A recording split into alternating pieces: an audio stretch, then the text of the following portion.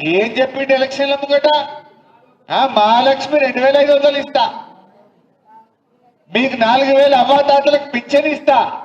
కేసీఆర్ గారు ఉన్నప్పుడు రైతు బంధు నేరుగా ప్రజల అకౌంట్లలో వేసిండు. కేసీఆర్ గారు నేరుగా అవ్వాతాతల పింఛన్ 200 నుంచి 2000 చేసి అకౌంట్లలో వేసిండు. కేసీఆర్ ఏమో ప్రభుత్వ ఖజానా నుంచి ప్రజల ఖజానాలోకి ప్రజల అకౌంట్లలో కేసీఆర్ డబ్బులు వేస్తే రేవంత్ రెడ్డి ఏమంటుడు, ప్రజల అకౌంట్లలోకి వెళ్ళి పైసలు పుచ్చుకుంటాడు. నువ్వు మహిళలకు 2500 ఇంకా అవ్వాతాతలకు 4000 అకౌంట్లో ఏమయ్యా రేవంత్ రెడ్డి అంటే, నేను ఏసుడు కాదు తీసుకుని తెలుసు నాకు అంటు, ఏసుడు తెలియదు తీసుకుని తెలుసు అంటుండు. అయినా వేద్దామా? బాగా ఆలోచించండి. మొన్ననే బాకీ కార్డులు వచ్చింది మెదక్లా చూసిన. ఒక్కొక్క అవ్వకు తాతకు 25 నెలలు నిండింది గవర్నమెంట్ వచ్చి. 50,000 బాకీ పడ్డట్టేనా? ఎవడన్నా కాంగ్రెస్ వాడు రేపు అవ్వ దగ్గరకో తాత దగ్గరకో ఓటు అడిగితే ఏం చెప్పాలి?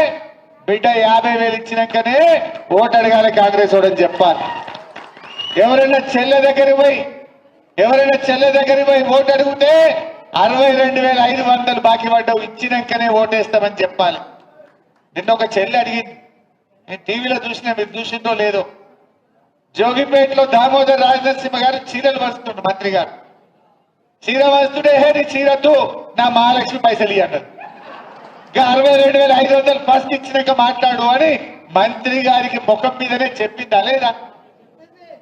మొన్న ఒక మంత్రి గారు వివేక్ గారు చెన్నూరులో తిరుగుతుంటే ఈ రోడ్ ఎట్లున్నది, బుగ్గలు లేవు, ఏం సంగతి అని ప్రజలు చెన్నూరులో మంత్రి గారి మీద తిరగబడ్డారు.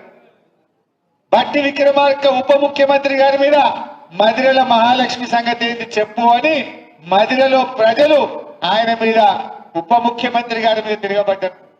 ఇవాళ పొద్దుగాల ఇంకో మంత్రి పొన్నం ప్రభాకర్ హైదరాబాద్ లో తిరుగుతుంటే జనం పొన్నం ప్రభాకర్ ను నిలదీసినటువంటి పరిస్థితి. కాంగ్రెస్ పరిస్థితి ఏంటి? మంత్రులను ఉప ముఖ్యమంత్రిని ఎక్కడికక్కడ ప్రజలు నిలదీస్తున్నటువంటి పరిస్థితి ఉంది. ఓపిక పట్టిండ్రు, 1 సాల్ 2 సాల్ 2 ఏళ్ళు ఓపిక పట్టిండ్రు. ఇప్పుడు నిలదీసే పరిస్థితి మనం చూస్తా ఉన్నాం. అంటే ఇక ప్రజలు నిలదీస్తున్నారని డైవర్షన్ టాక్టిక్స్. నిన్న నాక్సిక్ నోటీస్ ఇచ్చిండు, ఇంకా ఇయాల్లో రేపు కేటీఆర్కి ఇస్తాడు. గంతే కదా నువ్వు ఇచ్చేది, వచ్చిందా? గంతే చేస్తాడు. ఎందుకంటే కేటీఆర్ గారు ఒకవైపు గట్టిగా నిలదీస్తుండు, ఇంకొక వైపు నేను అడుగుతా ఉన్నా, సమాధానాలు లేవు. నీ బొగ్గు కుంభకోణంలో నీ బామ్మదికే నువ్వు సాయం చేసినావు, నీ సంగతి ఏంటంటే దాని మీద సమాధానం లేదు. సిట్ నోటీసులు పంపుతుండే ఇక ప్రేమలేఖలు. భయపడతాం అనుకుంటున్నావా? నువ్వు ఎన్ని నోటీసులు ఇచ్చినా బిడ్డ నిన్ను ప్రశ్నిస్తూనే ఉంటాం. మహాలక్ష్మి ఇచ్చేదాకా అడుగుతాం, రైతు రుణమాఫీ అయ్యేదాకా అడుగుతాం, నువ్వు అవ్వాతాతలకు 4,000 ఇచ్చేదాకా అడుగుతాం, నువ్వు తులం బంగారం ఇచ్చేదాకా అడుగుతూనే ఉంటాం. పిల్లలకు ఎస్సీ ఎస్టీ బీసీలకు ఫీజు రియంబర్స్మెంట్ డబ్బులు ఇచ్చేదాకా రేవంత్ రెడ్డి వెంట పడుతూనే ఉంటాం. నువ్వు ఎన్ని నోటీసులు ఇచ్చినా, నువ్వు ఎన్ని అటెన్షన్ డైవర్షన్లు చేసినా నీ వెంటనే పడతాం. ఏందన్నట్టు మనం మున్సిపల్ ఎన్నికల్లో పనిచేసుకోవద్దు, ఇక ఈ సిట్ నోటీసులు ఇచ్చి దారి చుట్టే తిరగాలి.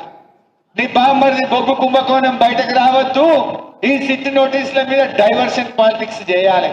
నడవ ఈ డ్రామాలు. జనంకి అన్ని అర్థమైపోయినాయి. నువ్వు ప్రజల్ని మోసం చేసినావు, పైసలు లేవని ఒక దిక్కంటాడు, ప్రత్యేక విమానాలల్లా విదేశాలు తిరుగుతున్నాడు, ఢిల్లీ తిరుగుతున్నాడు. ఈయన ఫుట్బాల్ ఆడడానికి స్టేడియంలు కట్టుకుంటున్నాడు. ఈయన ఫుట్బాల్ ఆడడానికి సింగరేణి నుంచి 10 కోట్ల రూపాయలు తెచ్చుకొని ఈయన ఫుట్బాల్ షోకులు నెరవేర్చుకుంటుండు. మొన్న 100 కోట్లు ఖర్చు పెట్టిండు ఫుట్బాల్ మీద.